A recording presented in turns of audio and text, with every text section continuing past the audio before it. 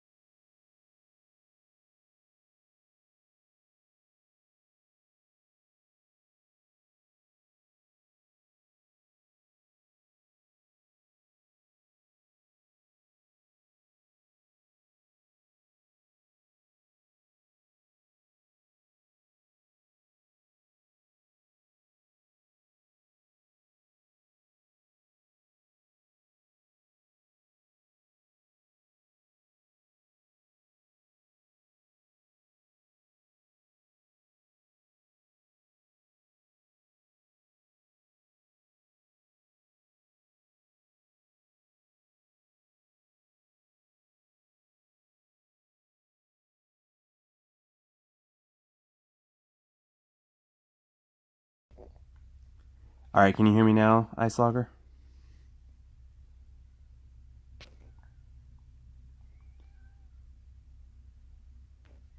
Alright, I think this is it. I think I got it.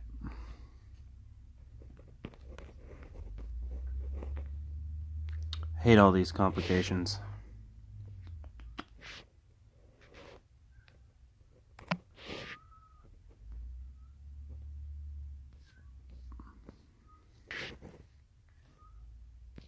Man. Okay. I am just going to go for it.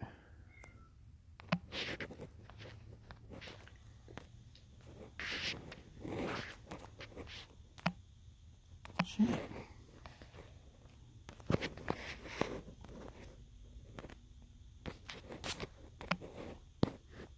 Wow, this is the worst start ever. All right.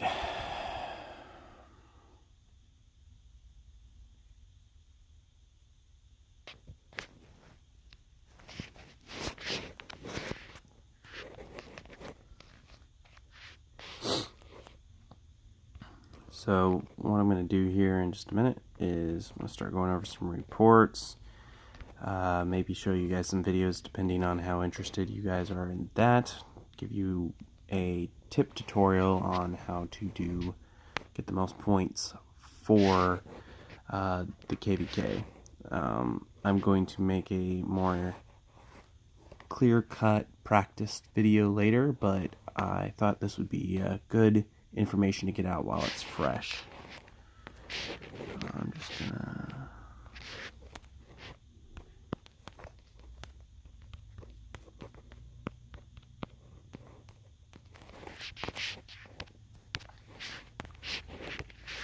text my buddy. Alright, got a building thing. Let's see, let's go ahead and speed this up real quick. And then go here.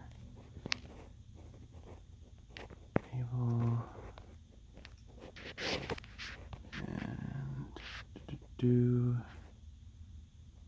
see.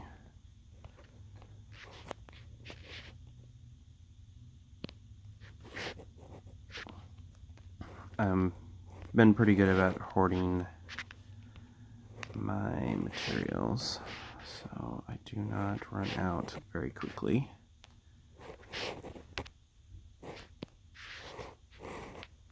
I'm slowly working towards my legendary 4.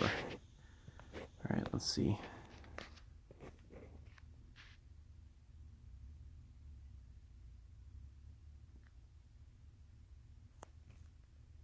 Alright, what's your question, Ice Slugger?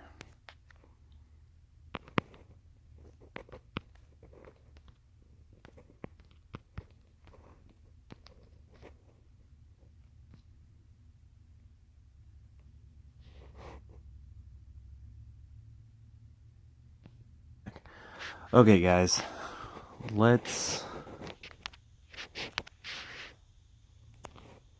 start looking at some reports, because I don't think me fiddling around on my account is going to be quite interesting to you.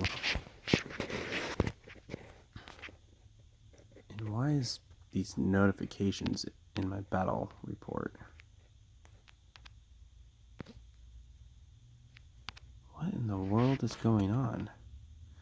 Alright, let's start at the beginning.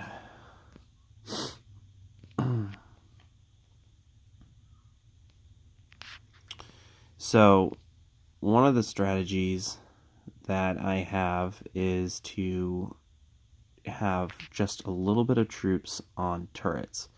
So if you can see, this is a turret, and what I'm doing is I'm holding a building without much of the risk of losing very many troops.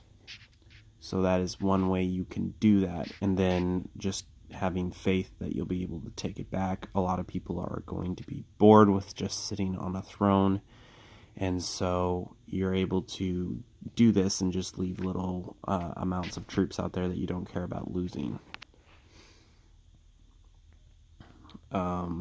So as you can see, there's just more of that. I'm not giving up really any power, and I'm actually leaving them with the possibility of me striking right back and getting more points. So if he attacked me with this, I'm able to swing back and kill his troops with T11 infantry. So that is a way that I can do that. Now most of the time they would just leave, but as you can see here, I could just swing back through and get a fairly decent power differential and be able to take back a turret and get points in the same go. And we're going to get to that one right above, but same kind of result.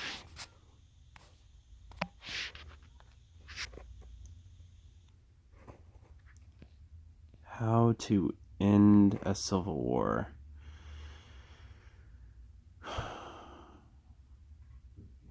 The best way to end a civil war is... Oh, you know what, guys? I'll be right back.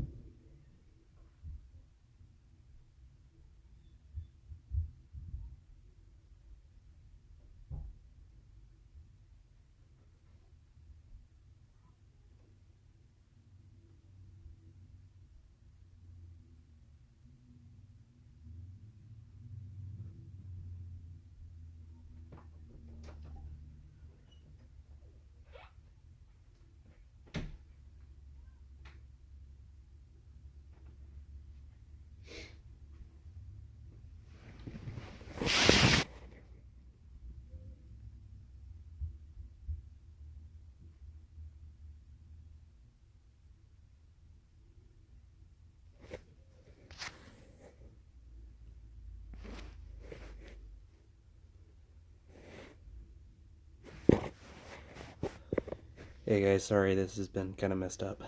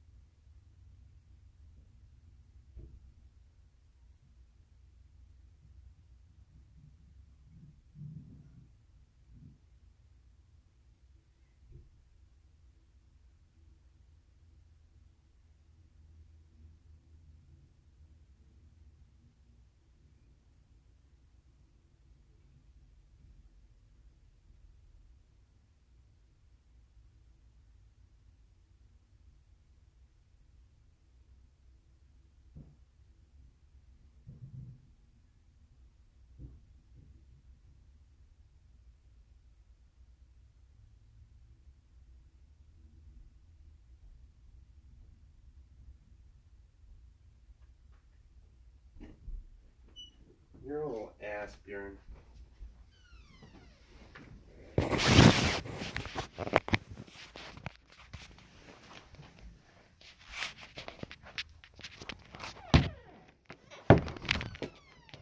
Holy crap.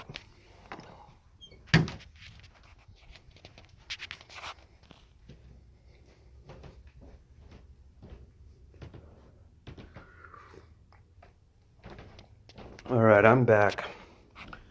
I've got to figure out how to keep my audio to be on time with everything else. So, the Civil War really comes down to people getting sick of always having to be ready to fight and just making it not worthwhile and coming to some kind of agreement. So that's the best way to get rid of a civil war. Or just get enough people to come over to one side to make it not even really much of a war anymore, and usually the other side will give up.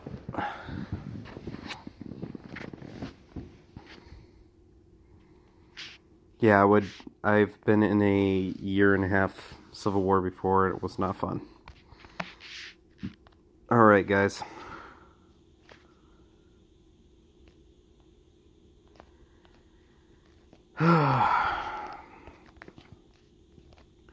So let's go into more of an in-depth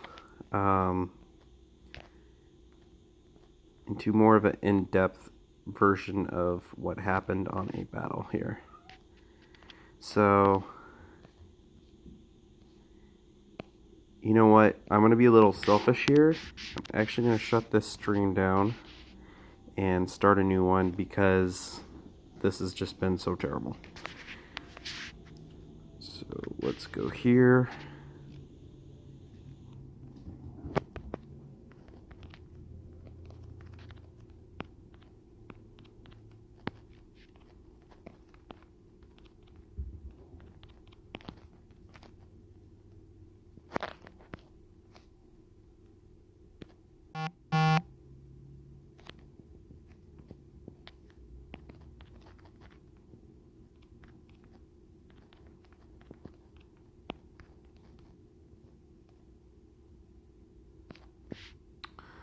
Alright, y'all.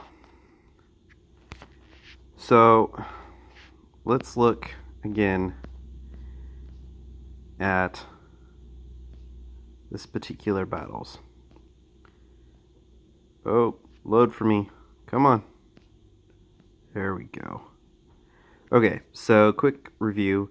I had small amounts of troops on these turrets. No heroes, no nothing, just holding on to them, gaining points. They come in and take them away, you know, just to take them away from me because I didn't have very many troops there. Then I come back and I attack the troops that they attacked me with for the win. So I did that twice, and as you can see here, it's just pretty simple. Just knowing that I can attack them. Actually, on this one, they decided to attack, and I ran in some troops in there because I saw who was attacking me, and I knew that they didn't have that great of stats. So then, from there, this is my friend Midnighters. I'm gonna actually help him out and hide his stats. And this is the rally we took. So as you can see, there's a pretty decent power differential there. Oh, let me switch. Power differential. There's a level 20 gap in the Gideon, and then you just have Dolan versus Ren Steel Shaper. Now the Ren Steel Shaper, as you can see here, has a level 30 HP on it, and a 28 attack, and so that's a higher Ren Steel Shaper than the Dolan skill, the Dolan particular hero. So that's going to be pretty obvious that's going to win out, but let's quickly slide down and kind of look at the difference. So part of the big difference that they had was, wow, right there, that I never looked at that actually. That T9 that they sent there soaked up a bunch of the deaths, which could contribute to the big difference in power differential because our kills were not that far apart. And then we're looking at some T11 archers there with T11 cavalry, and then a bunch of T11 infantry, some from me and some from him. Unfortunately, I had more losses than I had kills, so that ended up not being very favorable for me. So that hurt. Fortunately, Midnighter came out with a positive kill-death ratio there by about 50,000 troops. So that wasn't so terrible for him. So that was a defense that we had. I just supported my buddy while he was on the palace, and we took it because, you know, it's fun to take these hits once in a while. So then I go ahead and I take a rally too. I've been trying Ogd Mali and Ren Steel Shaper together, and unfortunately there was about 170,000 troop differential here, and that was a pretty large contributor to why I lost. So when we look at this, we're going to look, my attack was better than his, my defense was better than his, and then my HP was much better than his. Now, he does have a Gideon compared to my Ogd Mali, so there's going to be definitely some differential there.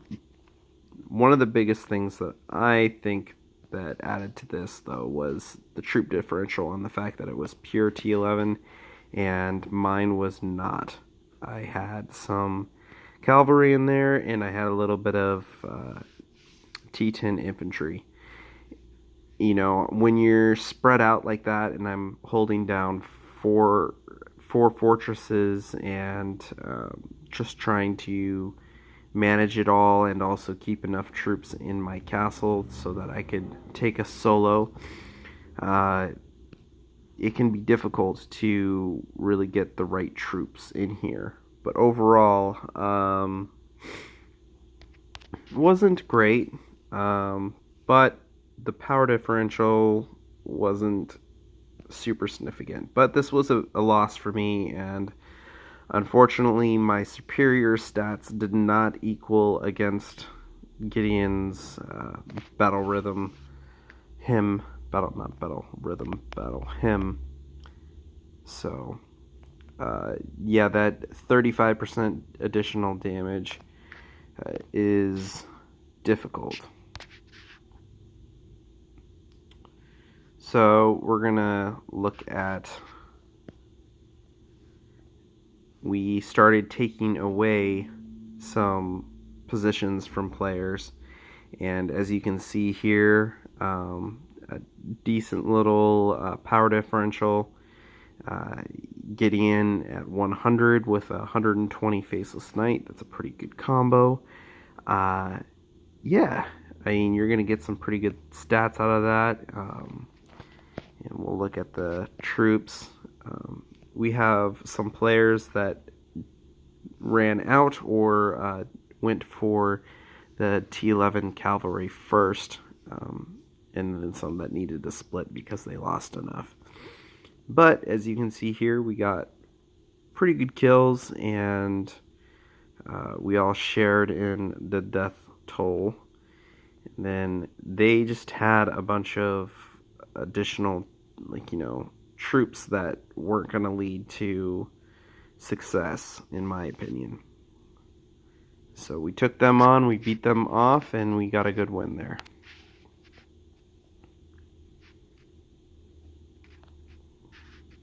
We went after another turret. This was the Ren Steel Shaper versus Gideon, and Gideon versus Faceless Knight. So, yeah, another 2 million power differential here. Good stat differential, and we're looking at a much better rally here too. A lot less losses for the most part, and it took on Legend and a bunch of T11. So just pure T11 they had there, but our superior stats won out. And that's typically going to be the case when it comes to these battles. Now, most of my KVK did not actually have a ton of battling in it. It was more troop management between, me and other people trying to fiddle with Throne. I sat on Throne quite a lot and ended up with a pretty decent score. I ended up getting 9th overall in the battle for Colossus, or the Colossus, whatever it's called, and did pretty well. So when it comes to strategy, when we talk about that, we're mostly talking about troop management on Throne and turrets.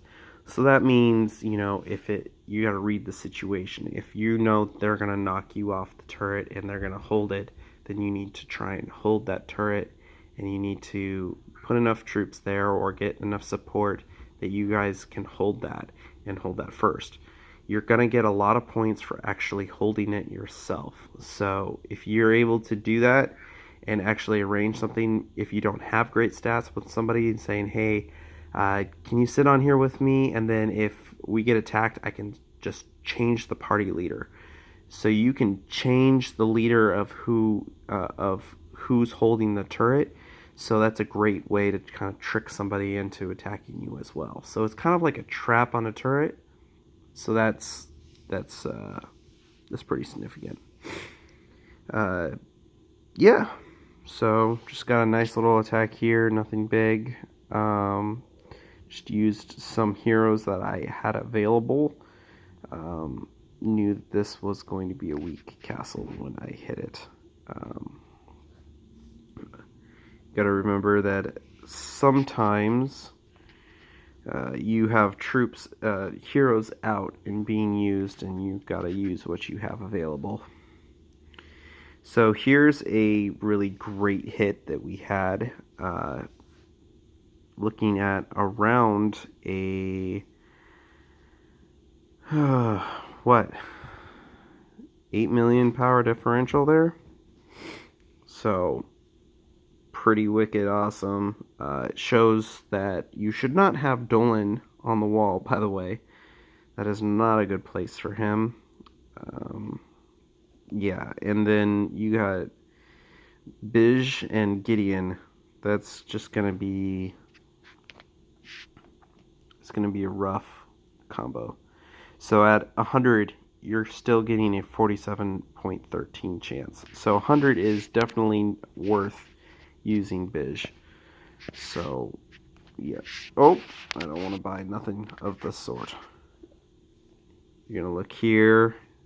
See, cavalry just does so much damage when you pair it with Bij.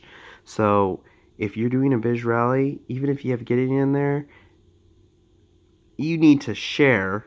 So everybody send at least a little bit of cavalry. So that way everybody's getting all these huge kills.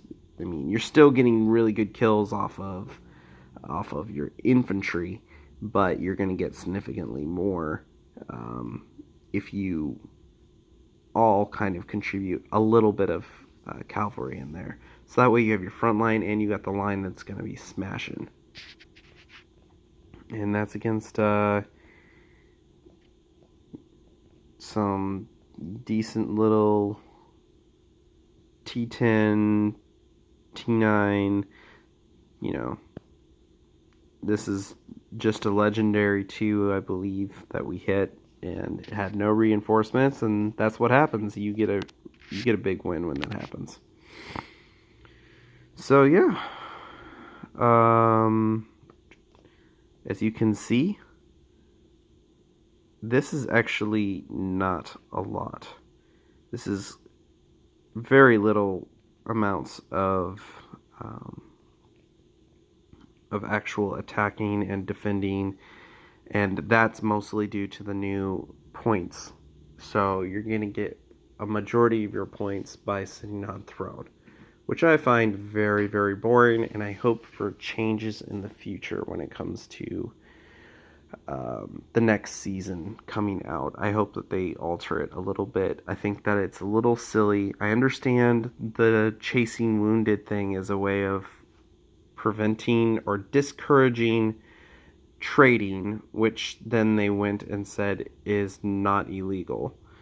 So that was a little counterintuitive. But what we got going on here is a little bit of a changing of how Rise of Kings plays during KVK, and I think that their ideas are mostly good, but they need to think about revamping on how those mechanics actually work. So let's see if I can find any more good combos here. Just more rallies on this high-powered, or not high-powered, well, it had a lot of power within this castle, so we were able to smash this castle quite a bit. It's this castle, and I believe it's farm. So we're looking here, we're just searching for kills at this point. We did lose this KVK. They were able to hold our throne, and we were not able to hold theirs. They had good enough pairing combos to beat us, and unfortunately, sometimes money wins. We do pretty well in the strategy area, but we are not so good when it comes to having spenders. We're pretty low on the spending scale. So this is just a time that I got dueled, And you're going to lose duels majority of the time because it splits all of your troops up. And they get to 100 of whatever they want. So, yeah. Yeah. So I tried Ogdemeli in several different ways, and I still really like him. He's just not a fix yet.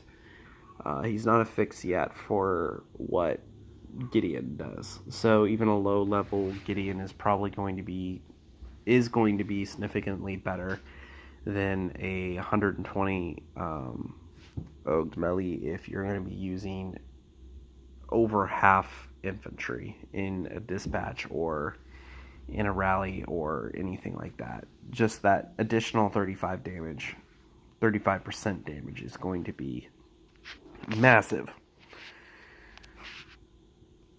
So let's real quick see. Yeah, I mean, just overall, just really boring KVK. Let's see if we have any questions here.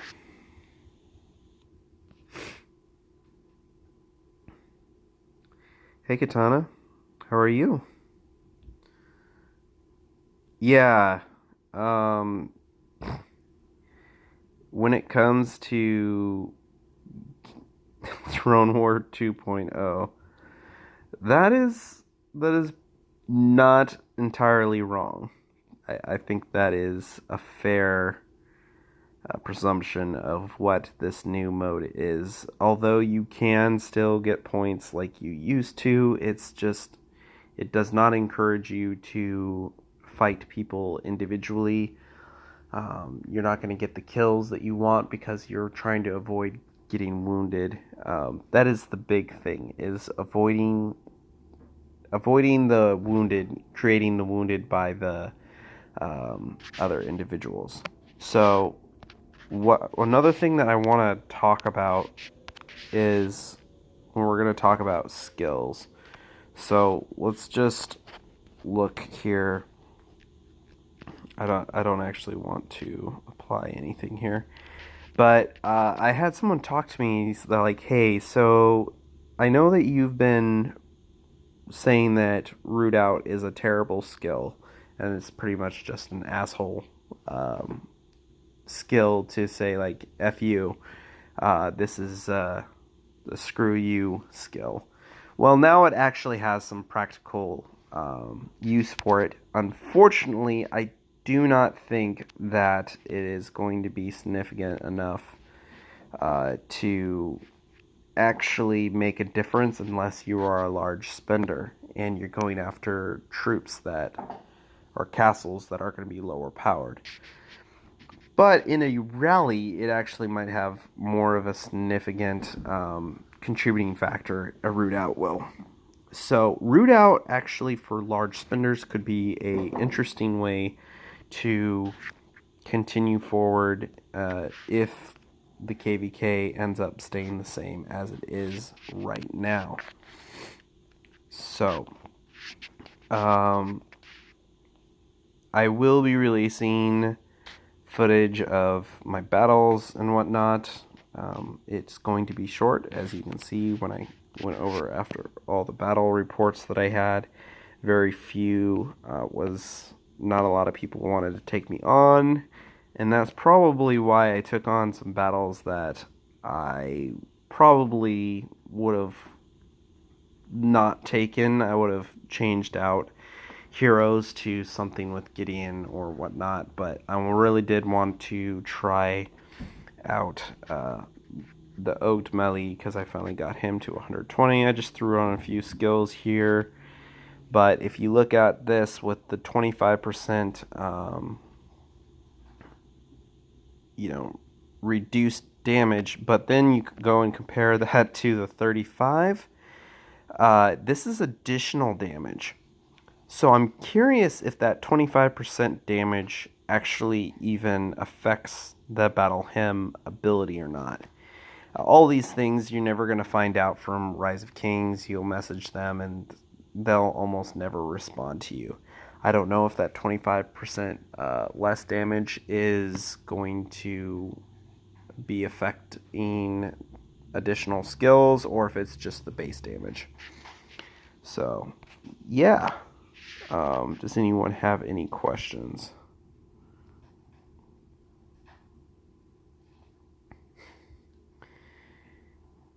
All right. So, let's talk a little bit about how the point system works. So, when we look at some of this stuff, I might have to go over to my screenshots because we're not going to actually see. Yeah. Will it show the points? Yeah, it will. Cool. Or it won't.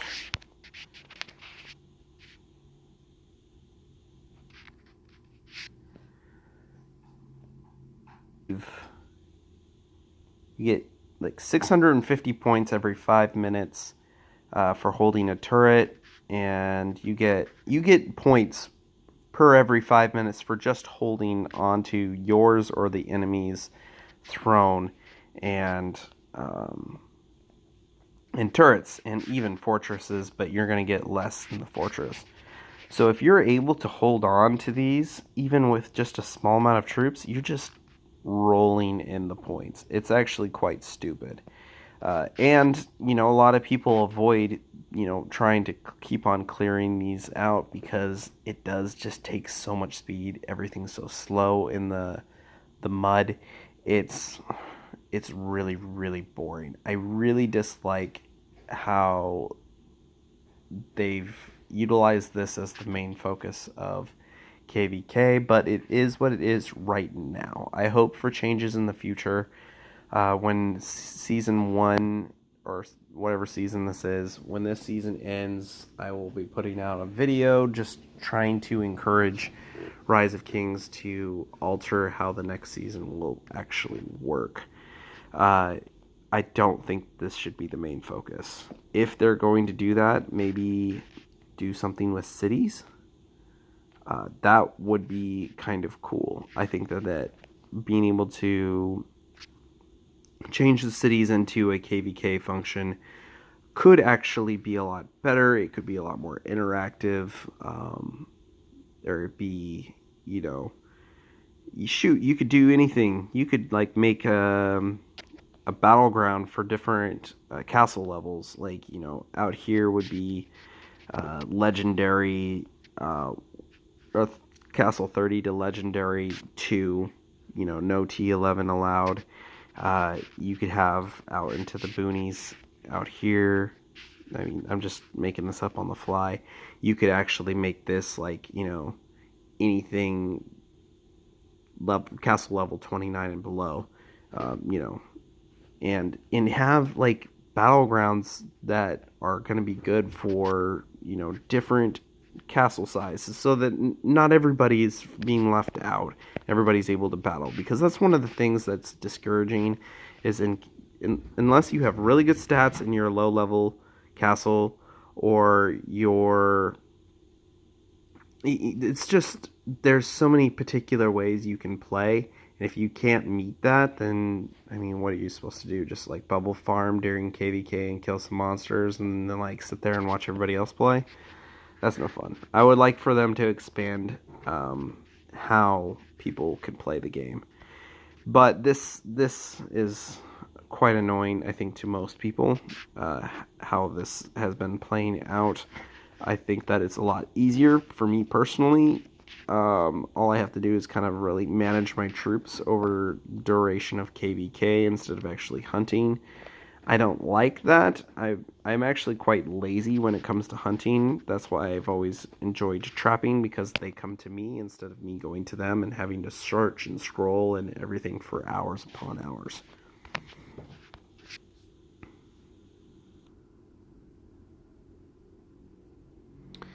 So I am using a third-party app called Streamlab. And that allows me to bypass this requirement of 1,000 subs. But once I have the 1,000 subs, I can just directly use YouTube and not have to use a secondary app to stream through. I am not terribly fond of this streaming service yet. I plan to try and do that later. Yeah, practicing has always been one of those things where, unless it's the real deal,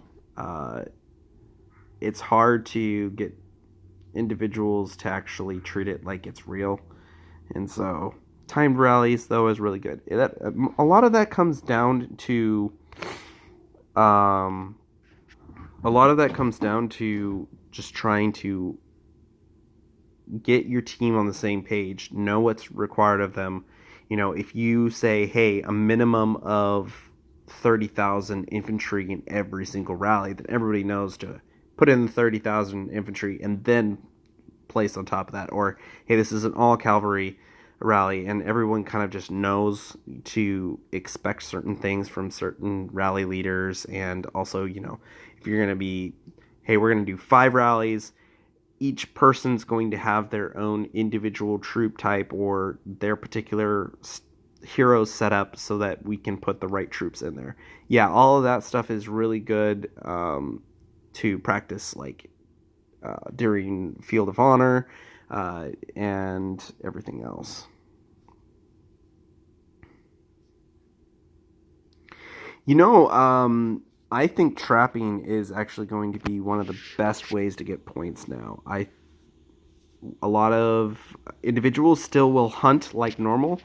They'll go around and hit anything that is unbubbled and under a certain amount of power, and you can really fill up some of these castles with T11 and actually have decent little stats, and you'll be able to get some pretty good points like this. I actually have no idea what this castle does or if it's even being utilized, but a castle like this can be sitting out there and they'll be like, oh, this has 6 million power. I'm going to go and swing and hit it and, you know, get some more points, or, you know, just get my kills so I can get my military ranking or whatnot. So you can fill this stuff up with T11. You're killing their troops and only getting wounded.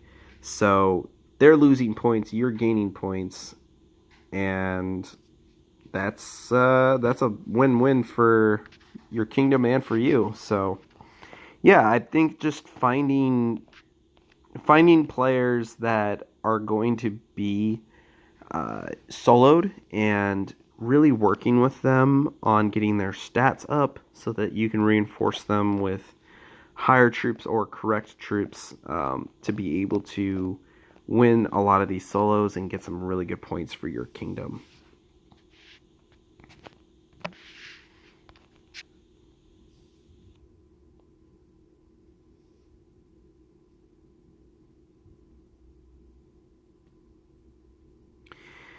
Yeah, when it comes to actually taking on huge hits, I typically will say I will not take a rally that I think I might lose. So, yeah, no, a really good C5, 25 with good stats can do really, really well. Let's see. So I think the presets are really great, and I think they should be utilized, especially if you have good heroes to match up with them. So, like for example, if I had a Bij and a Kavan, or however you want to say. Sorry, I made myself laugh with that hero's name. You know, I would go to my preset and switch to my cavalry or something. you know, anything to give you that higher stats if you're using those troops. You know, I'm even working on a archery preset as well. Yeah, I think the presets should be done. I think if you have a Shinjin, for example, the golden hero that you get through the elf privilege now, that's where that would be kind of interesting to have more of a mix preset. But the problem with presets that at least I have with the presets, and I actually think it's a good thing for the game so that people can't just have insane stats on every single preset, is when you use the jewels in this preset, you can't use the same jewels in preset 1.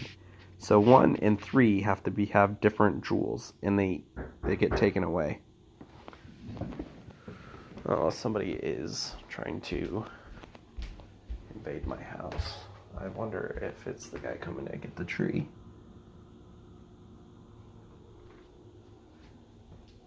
One second, guys. Amelia's not home. Neighbor kids wanting to play with my kid. Alright, so yeah, I mean, when it comes to that, I think presets are really good. I think that if you can play with multiple troop types, that would be great. Yeah, you never want to take you never want to take rallies if you have a C-25.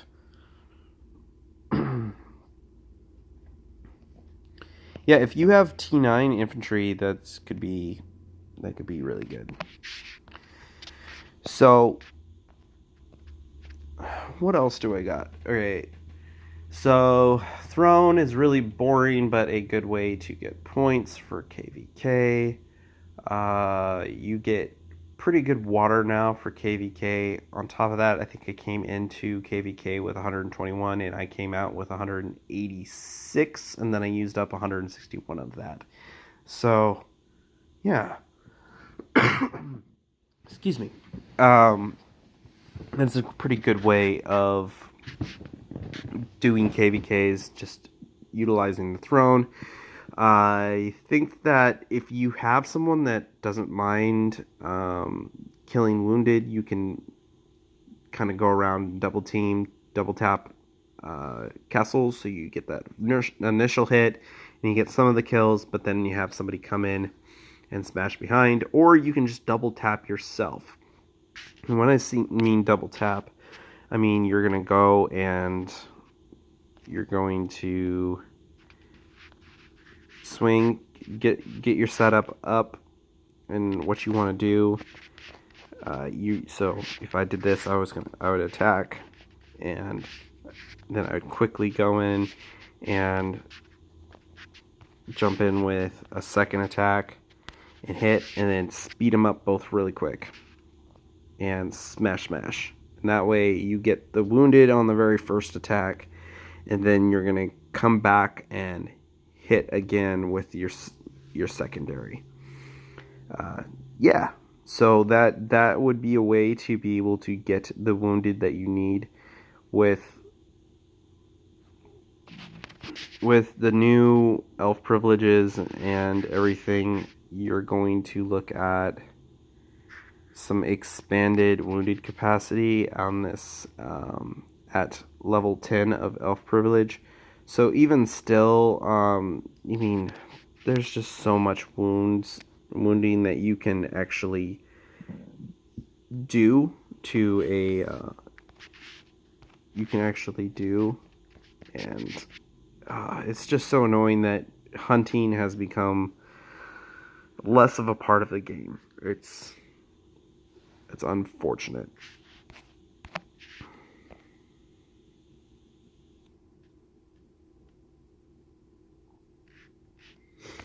Yeah, the only jewels that I smash... let's see. The only jewels that I smash are my siege. I've just pretty much given up on siege. If siege becomes good again, I think I'll live without them. I've put enough into my infantry, and you know, I've slowly been working on my archers, and I've always kind of been making cavalry my second troop type, so siege is just going to end up being one of those things that I didn't get. I don't even know how I got these archer's blessings. Does anyone know how I got these archer's blessings? That'd be really good to know. Oh, yeah, we'll just... What am I doing?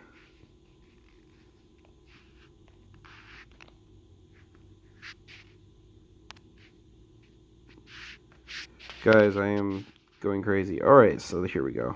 So yeah, I mean, I have some siege, and I've been kind of like stockpiling them a little bit, but mostly I just come and I smash all my jewels, and then I don't ever do like the high levels. I always compose into the smallest, because then I get the highest chance of being able to get the actual jewels that I want. And considering that I want, you know, 3 types, I'm going to end up getting pretty good results here. So as you can see, I can upgrade it. It's a little bit slower, but it's less risky, if you get what I mean here. Yeah.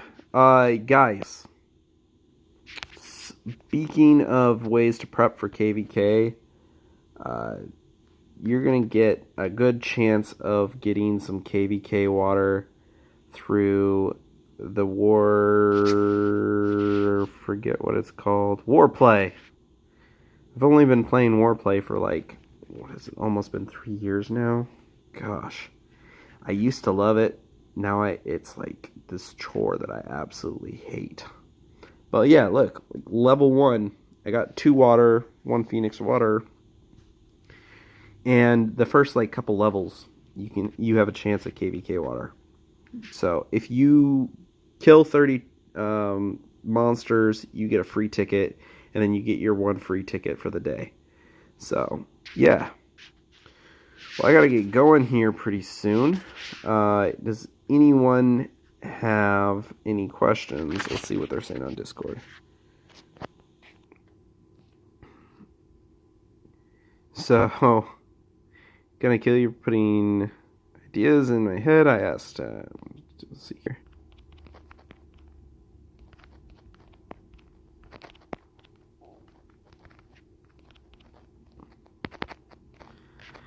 If I can even type. Alright. Well, this was a little bit shorter than I wanted. I will probably be making up for some of the time that I missed, and coming up with something new to talk to you guys about real soon, and getting out more quality videos. I feel like streams are harder for me because you know, I don't have an actual like list of things that I'm gonna talk about. But yeah, this has been fun, guys. I will see you guys later, and I'll be putting out some new videos and streaming again real soon.